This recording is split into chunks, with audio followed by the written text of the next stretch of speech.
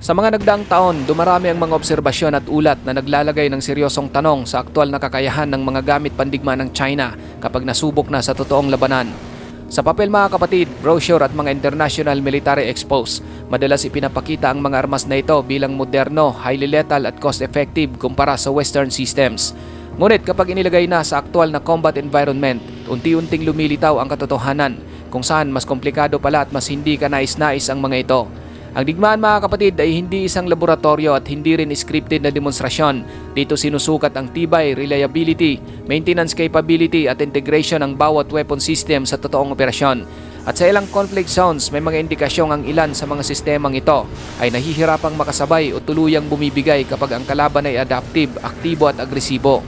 Isa sa mga madalas banggitin ng defense analyst sa ganitong usapin ay ang kaso ng Venezuela na matagal nang nagsisilbing halimbawa ng heavy reliance sa non-Western military suppliers. Sa loob ng mahigit isang dekada, umaasa ang Venezuela sa kombinasyon ng Chinese at Russian military hardware bilang backbone ng kanilang depensa. Kabilang dito ang radar systems, air defense components at electronic surveillance equipment na ipresenta noon bilang malaking upgrade sa kakayahan ng bansa. Ngunit sa kabila ng modernong imahe at mataas na expectation, may mga ulat at assessment na nagpapakita ng seryosong kahinaan sa aktwal na operational readiness ng mga sistemang ito. Sa ilang insidente, hindi umano naging epektibo ang detection at response capability ng radar at air defense asset. May mga pagkakataon din na naging huli ang babala o kulang ang datos na nakukuha ng command units. Dahil dito, nagiging resulta ito ng kakulangan sa real-time situational awareness, isang kritikal na pagkukulang sa modernong digmaan kung saan ang bilis ng impormasyon ang kadalasang nagtatakda ng panalo o pagkatalo. Ayon sa mga ulat at pagsusuri ng ilang defense observers, ang ilang Chinese-supplied radar at air defense system sa Venezuela ay nagpapakita ng malinaw na limitasyon kapag humaharap sa mabilis at low observable targets. May mga pagkakataong nahuhuli ang detection at sa ibang insidente naman ay hindi sapat ang tracking accuracy para makapagbigay ng maaasahang firing solution. Sa konteksto ng aktwal na digmaan, ang ilang segundo ng delay ay maaring magtakda ng tagumpay o ganap na kabiguan ng isang depensa. Kapag hindi tugma ang kakayahan ng hardware sa uri ng banta na kinakaharap, mabilis itong nagiging liability imbis na proteksyon. Hindi sapat ang long range o impressive specification kung kulang naman sa integration, maintenance support at operational reliability. Sa puntong ito, nagsisimulang lumitaw ang agwat sa pagitan ng marketing narrative at ng mas malupit na battlefield reality. Ngayon mga kapatid, mas nagiging malinaw ang usapin sa mga insidente ng sagupaan sa Thailand-Cambodia border kung saan ay ulat na ginamit ang ilang Chinese-made ground systems. Bagamat hindi ito maituturing na full-scale war, ngunit sapat na ang tindi at dalas ng mga engagement upang mailagay sa tunay na pagsubok ang mga kagamitang pandigma. Sa ganitong sitwasyon, lumutang ang mga isyo ng mechanical reliability at sustainment sa aktwal na failed condition. May mga ulat ng biglaang breakdowns, overheating ng mga bahagi at unti-unting performance degradation habang tumatagal ang operasyon at paulit-ulit ang paggamit. Sa digmaan mga kapatid, hindi sapat na gumagana ang isang system sa unang putok lamang. Kailangan itong gumana ng tuloy-tuloy sa ilalim ng init, alikabok, stress at kakulangan sa maintenance. Kapag pumalya ang kagamitan sa gitna ng operasyon, hindi lang misyon ang nalalagay sa alanganin kundi pati ang buhay ng buong unit na umaasa rito. Isa sa pinakabinabantayang kaso ng mga analyst ay ang paggamit ng Chinese-made main battle tanks ng Thailand.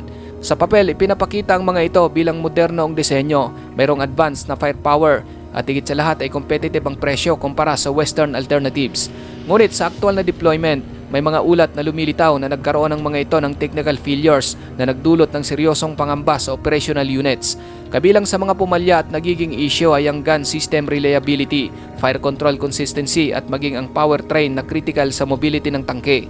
Ang ganitong mga problema ay hindi maituturing na simpleng aberya lamang sapagkat sa armored warfare, ang isang tangking biglang tumigil o hindi makapagpaputok ng maayos ay agad nagiging madaling target ng kalaban. Sa ganitong sitwasyon, nasusukat ang tunay na kalidad ng military hardware, hindi sa papel o exhibition kundi sa ilalim ng putok, pressure at panganib sa mismong larangan ng labanan. Ang mas malalim na problema sa mga armas ng China sa aktwal na bakbakan ay hindi lamang nakafocus sa isang piraso ng kagamitan kundi sa buong ecosystem na sumusuporta rito.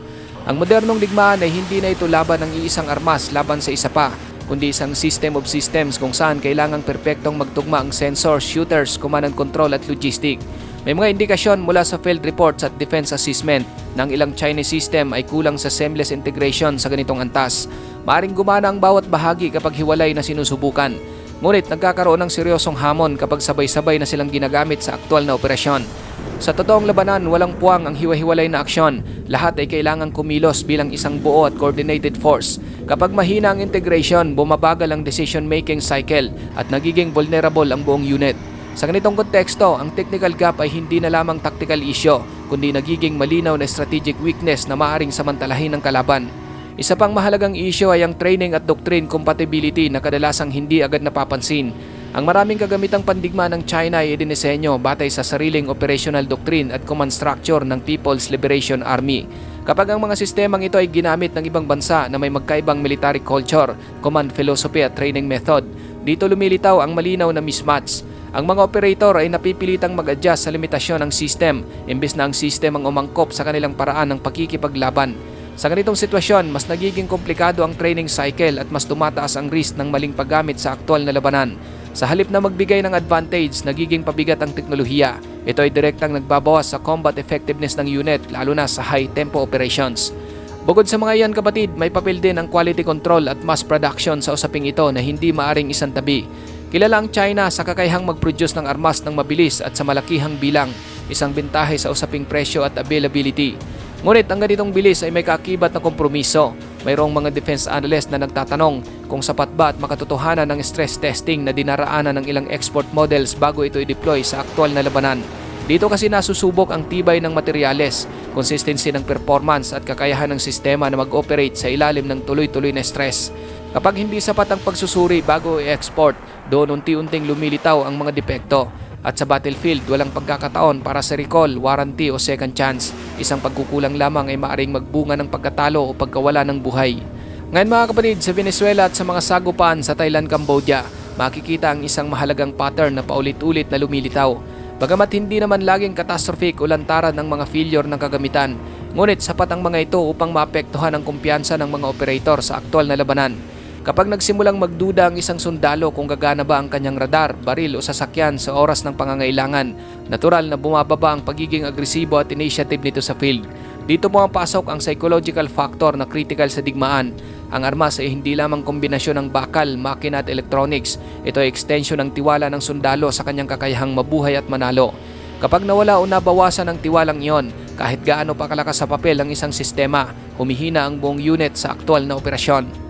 Hindi naman ibig sabihin mga kapatid na walang silbi o lubusang palyado ang lahat ng kagamitang pandigma na gawa ng China.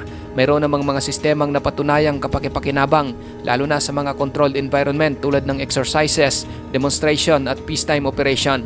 Ngunit malinaw ring lumilitaw ang isang agwat sa pagitan ng advertised capability at ng aktwal na performance sa battlefield. Ang mga ipinangakong specs ng China sa kanilang mga armas sa brochure at expos ay hindi laging tumutugma kapag hinaharap ang tunay na kondisyon ng digmaan, lalo na sa init, alikabok, stress at tuloy-tuloy na operasyon. Sa ilang kaso, maayos ang takbo sa simula, ngunit unti-unting lumilitaw ang mga limitasyon habang tumatagal ang deployment. Ito ang dahilan kung bakit maraming bansa ang napipilitang magsagawa ng masusing post-deployment review dahil ang aktwal na bakbakan ang nagiging tunay na pinakamabigat na pagsusulit ng anumang armas. Ngayon mga kapatid, ang usaping ito ay mayroong mas malalim at mas malawak na geopolitical implication kaysa sa simpleng teknikal na pagkukulang. Ang China ay isa sa pinakamalaking arms exporter sa buong mundo at malaking bahagi ng kanilang strategic influence ay nakabase sa pag-export ng military systems. Kapag nagkaroon ng ulat o reputasyon na ang kanilang armas ay unreliable o hindi tumutugon sa aktwal na labanan, direkta nitong naapektuhan ang kanilang credibility at impluensya sa ibang bansa, sapagkat ang mga armas ay hindi lamang simpleng produkto, ito rin ay instrumento ng foreign policy at soft power projection. Kapag pumalya ang teknolohiya sa mismong field, hindi lamang teknikal na reputasyon ang nababagsak kundi pati na rin ang political leverage ng supplier.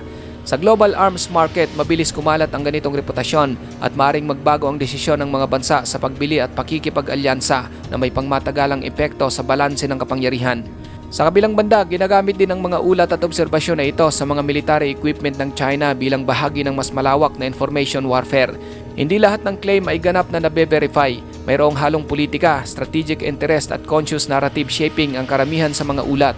May mga pagkakataon na ginagamit ang impormasyon para pahinain ang reputasyon ng kalaban o kontrolin ang pananaw ng global audience. Ngunit kahit alisin ang propaganda at political bias, nananatili ang isang seryosong tanong. Bakit paulit-ulit na lumilitaw ang parehong uri ng problema sa Chinese-made weapons sa iba't ibang teatro? Bakit sa mismong aktwal na labanan nagkakaroon ng operational failures o limitasyon? Para naman sa mga bansang bumibili ng armas, Malinaw at mahirap baliwalain ang aral na lumilitaw mula sa mga ganitong karanasan. Hindi sapat ang murang presyo, makintab na presentasyon o modernong itsura ng isang weapon system dahil ang digmaan ay hindi showroom at hindi rin testing range. Ito ay brutal, magulo at walang puwang para sa pagkakamali. Kaya naman mas mahalaga ang tested at proven systems kaysa sa bago ngunit hindi pa ganap na nasusubok. Ang reliability ang tunay na sukatan ng halaga, hindi ang mababangong nakasulat sa isang papel. Ang armas na gumagana lamang ng 90% ay isang malaking panganib sa aktwal na labanan sapagkat sa digmaan kailangan itong gumana ng 100% sa mismong sandaling kailangan mo ito at sa bawat kompromiso sa kalidad at tibay may katumbas na buhay na nakataya.